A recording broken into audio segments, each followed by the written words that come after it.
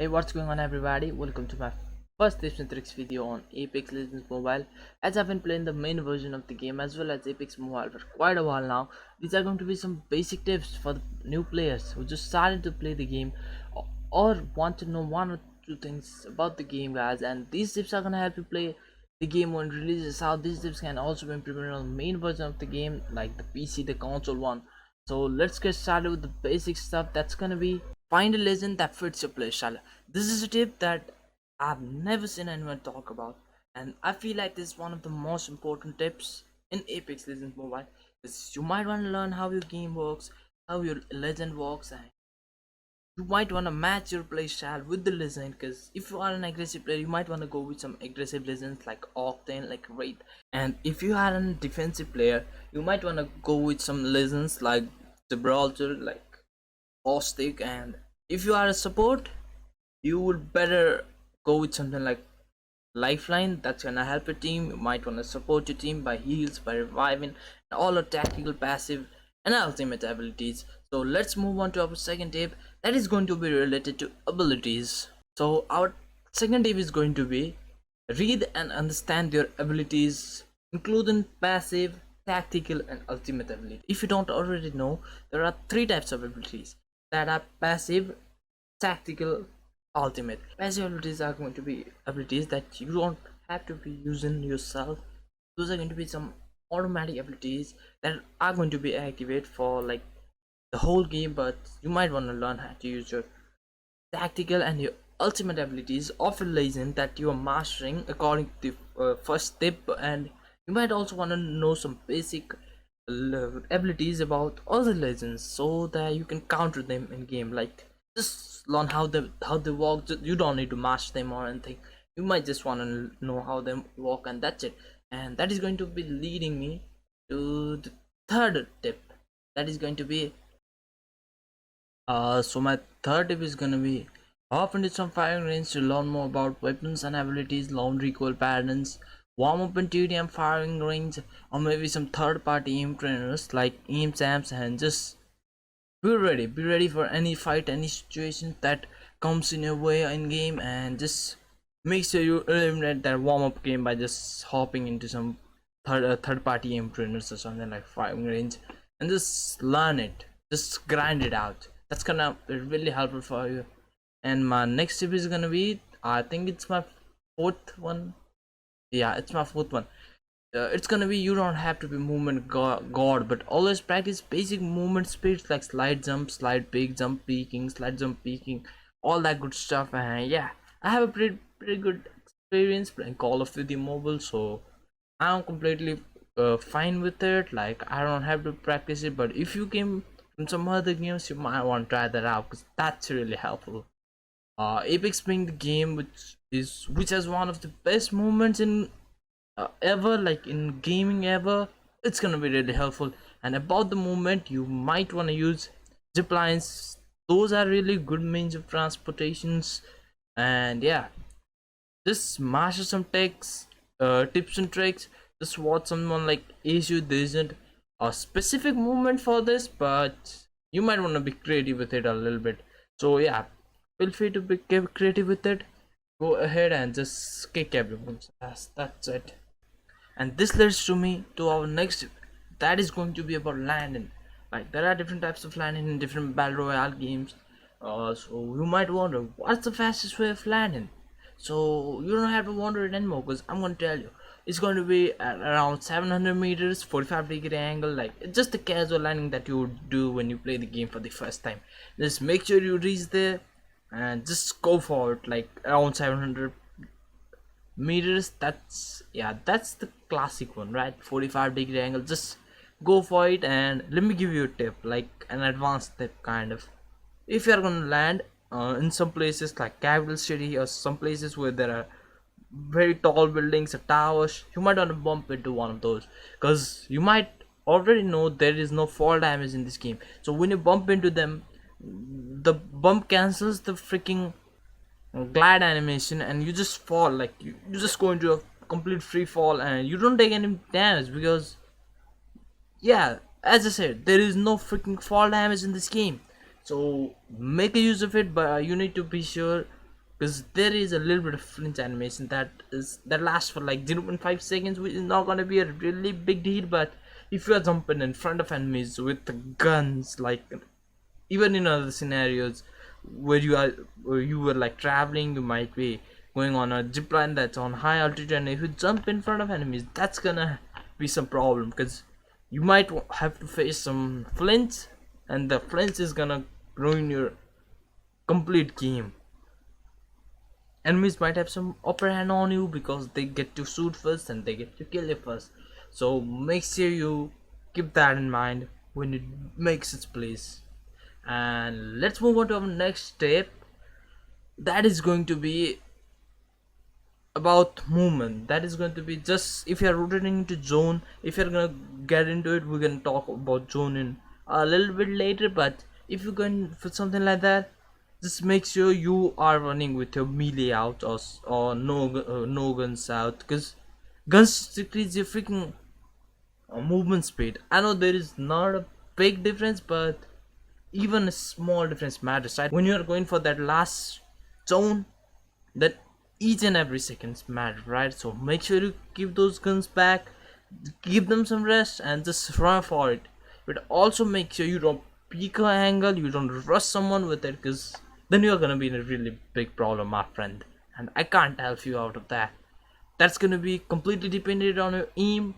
Or you either you did your warm up or not, how long have you been playing the game, and all that good stuff. So next step is going to be about those and healing. Just imagine a scenario. You are fighting with enemy, you are low, you wanna heal, you get into a house, you start healing, enemy pushes you, and enemy kills you. So what do you do to prevent that? And I'm gonna answer your question right now. Just what you have to do is get in a room, close the door, stand behind the door. As you might know, like in Apex Legends, the legends can only push the door to open it. Like you might have never seen someone pull it, because there's no freaking option, right? And that's how the game works. So this game has one of the best door systems you might have ever seen in gaming.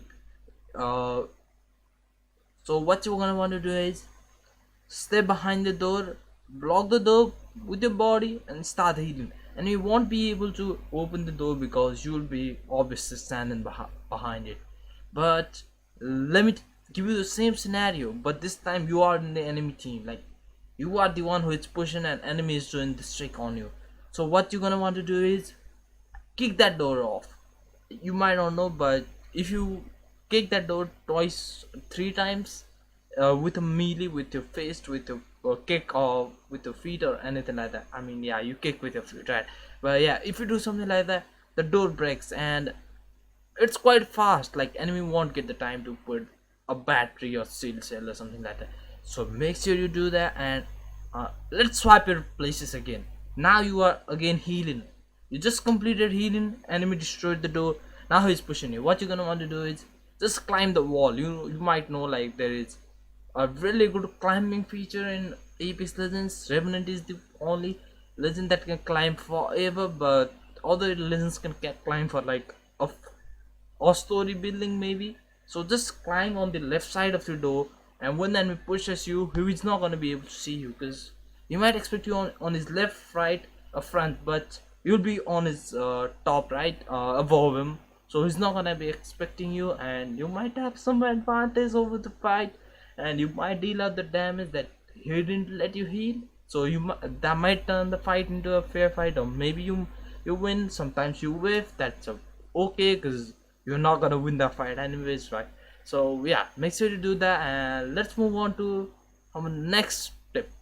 The next tip is gonna be about tactical and ultimate abilities again. Like you might not know, but different legends have different types of cooldown and tactical abilities, and yeah, you might want to use it, because many legends have really low tactical abilities. So you make sure to you abuse them as much as possible. You don't die while using. It's a tip that's I'm gonna give you. You might not know, but if you use tactical ability on Octane, you take a little bit of damage on your health. Now you shield your health.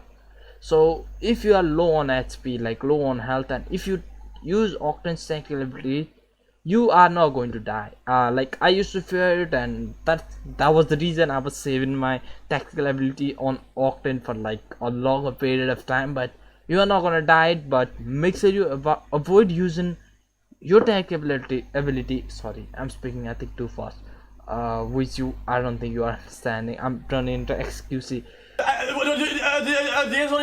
Jag är supposed to say the flight's supposed to boost, my dude! Why would it? So yeah, when you are using your tactical abilities, make sure you have your armor, because if you don't have, that's gonna be a problem. And if enemy approaches you from anywhere, you might die because you don't have your seal, and you just use your tactical that decrease your HP like 20%, and now you are way lower than what you should be, right? So maybe it's a better idea to take risk at that time. Don't use your abilities, maybe run without it, or maybe camp somewhere, hide in a corner, but yeah, just don't use it, that's it.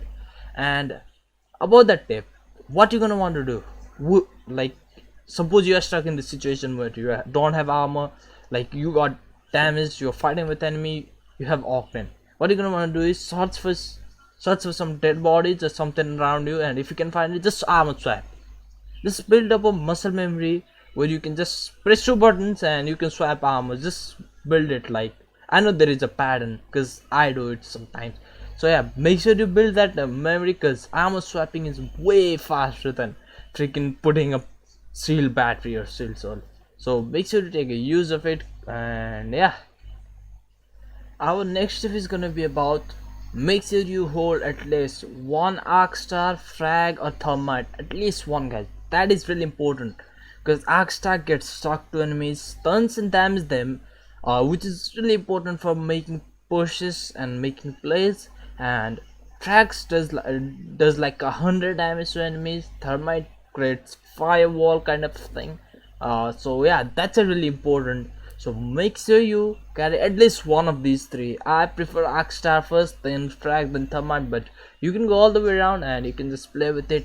But yeah, make sure to carry it. It's really important to force enemies out of the cover. And talking about it, suppose you are behind a rock in a cover and your teammate is down on your side, and if you think enemies are pushing you, but you are too low to peek, and yeah, so if you peek, enemies will shoot you obviously and you can die. So what you can do there is start reviving your teammates, and you might know you go into TPP mode from FPP when you start reviving your teammates.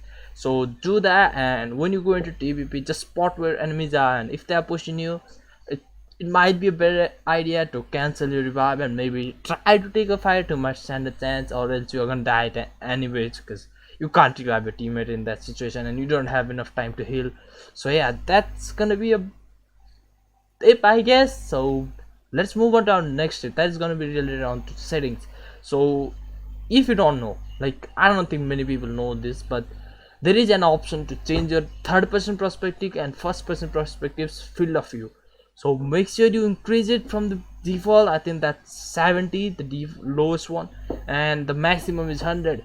Make sure you increase it, but you don't go all the way up, because the enemies are gonna be the size of ant if you do that. Like if you increase FOV, you're gonna see more, but enemy is gonna be small in your screen. And if you decrease it too much, then you're gonna see less, but your enemies are gonna be more. So make sure you adjust it in between.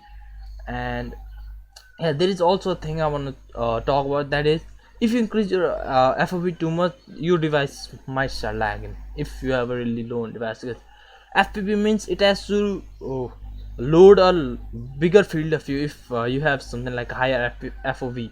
So make sure to balance it out, like I don't know. So I'm gonna spit it out from here, guys. So let's get into the tip, that is going to be, there is a flinch animation when you get shot. So the flinch animation only happens once in every 3 seconds, and 45 legends like Gibraltar and Caustic are immune to this. So make sure you keep that in mind.